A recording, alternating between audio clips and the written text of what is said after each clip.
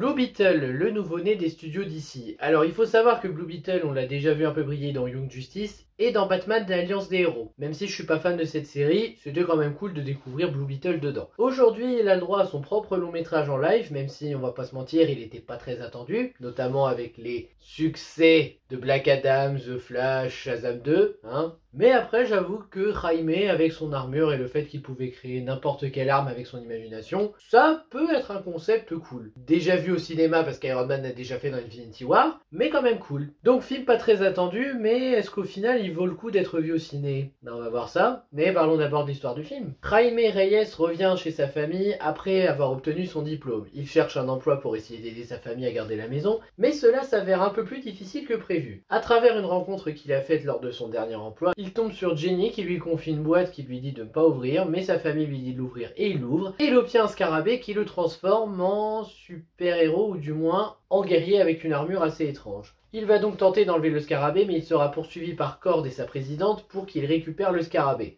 En gros, c'est l'histoire du film globalement résumée. Et qu'est-ce que j'ai pensé de Blue Beetle? Bah, je vais pas vous mentir, le film est très moyen et pas très bon en vérité. Il y a pas mal de défauts dans le film assez évidents. Il y a quelques petites choses à garder quand même que j'ai appréciées personnellement. Ça veut pas dire que tout est bien, mais quand même. Mais par contre, je me permets de dire ça là, j'en ai juste marre des gens qui à chaque fois qu'ils voient un film d'ici récent maintenant, viennent dire que c'est le pire film de super-héros ever. Oui, genre tu peux pas faire pire que Batman et Robin, que Catwoman, que Supergirl qui était beaucoup trop niais. Va peut-être falloir faire vos devoirs au bout d'un moment, hein. Mais bon, non, c'est pas le pire film de super-héros qui existe, ni le pire film d'ici. Juste, oui, il est pas bon, même si pour moi c'est juste très moyen. Mais on va en parler. Bon, déjà en positif, les quelques personnages que je veux bien sauver. Déjà, il y a Jaime Reyes, joué par Xolo Mariduena, je suis désolé si je le prononce mal. C'est un jeune homme diplômé qui a le sens de la famille, qui revient avec eux, qui est très heureux, et qui veut les aider à tout prix parce qu'on lui a toujours enseigné que la famille c'était sacré. C'est simple, mais en vrai c'est un protagoniste attachant,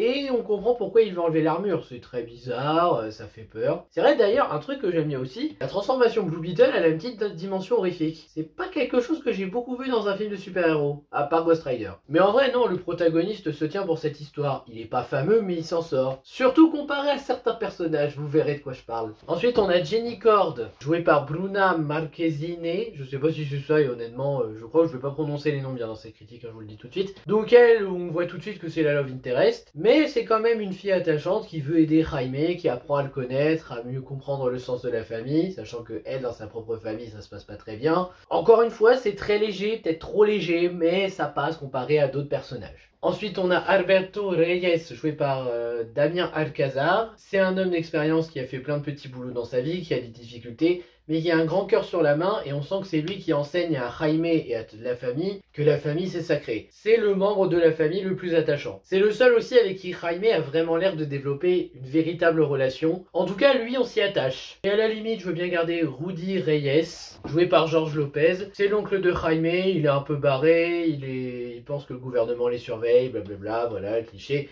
Après, faut admettre, sa connaissance permet d'être un peu le mécano du groupe. Je parlerai pas de la mère et de la grand-mère parce qu'elles sont pas forcément très utiles. Aussi, je veux bien garder l'antagoniste secondaire, Carapax, joué par Raúl Trujillo. Donc lui, c'est un homme qui a tout perdu, sa famille, sa femme, sa fille, il avait plus rien, même plus de corps. Et la présidente Cord lui a donné l'occasion de retrouver la vie, retrouver un corps qui marcherait. Encore une fois, c'est très simple, même si ça apporte une légère dichotomie entre lui et Jaime qui est intéressante. Au moins, c'est un méchant ou il a des raisons d'être un peu méchant. Même le fait qu'il obéisse aveuglément à la présidente, bah en même temps, il lui a sauvé la vie, donc je peux comprendre pourquoi. Pas un méchant grandiose, mais un méchant secondaire qui est, soyons honnêtes, mieux que la méchante principale. Le symbolisme de la famille qui est plutôt pas mal, le jeu d'acteur qui est plutôt efficace de la part de la majorité des acteurs et actrices du film. Les costumes sont pas mal, notamment l'armure de Blue Beetle, je trouve que ça passe assez bien en live. Des décors sympas, des références sympathiques pour ceux qui connaissent les premiers comics ou le premier Blue Beetle, ce qui n'est pas mon cas, mais pourquoi pas. Et une fin correcte. Ah, et les effets spéciaux, j'ai vu pire.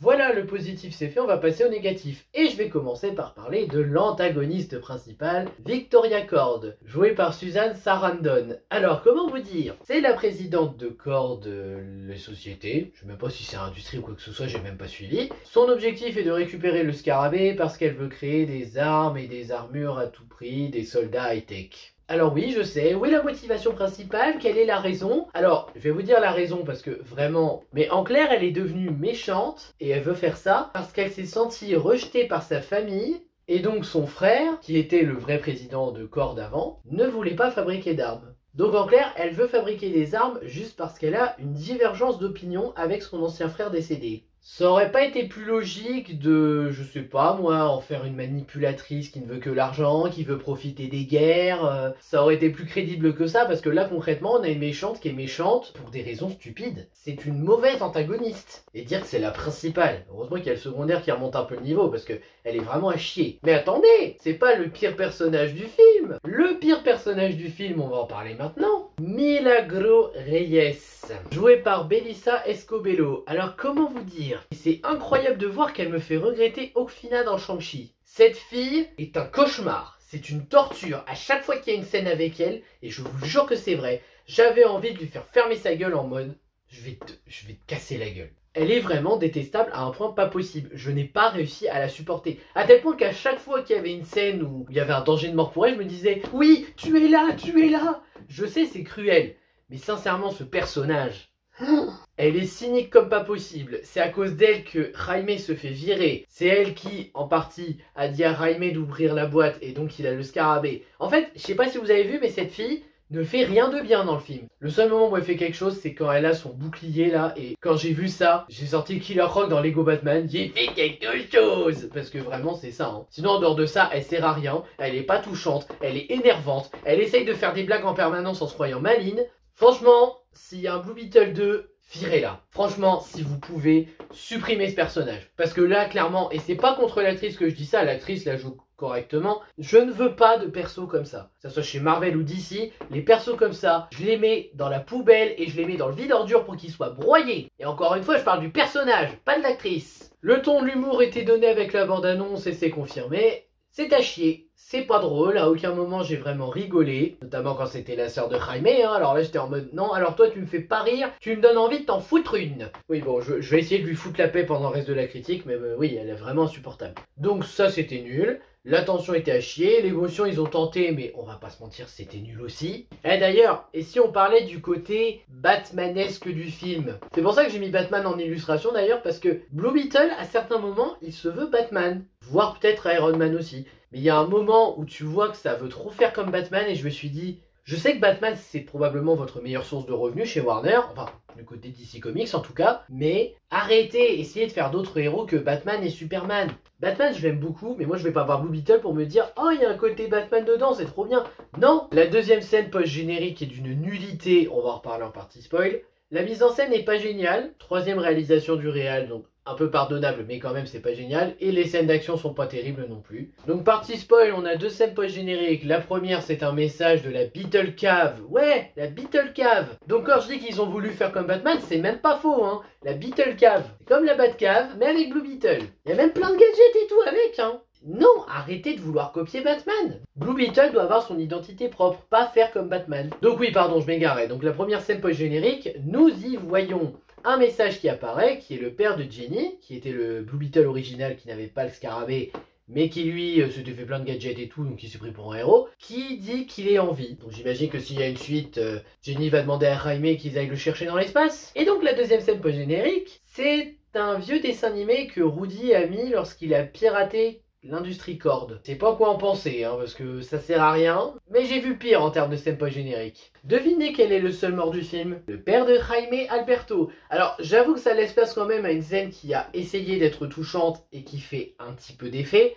Et on va pas se mentir, ils ont tué le meilleur personnage pour faire le plus d'effet, hein, parce qu'ils auraient tué Rudy, ils auraient tué la mère ou la grand-mère.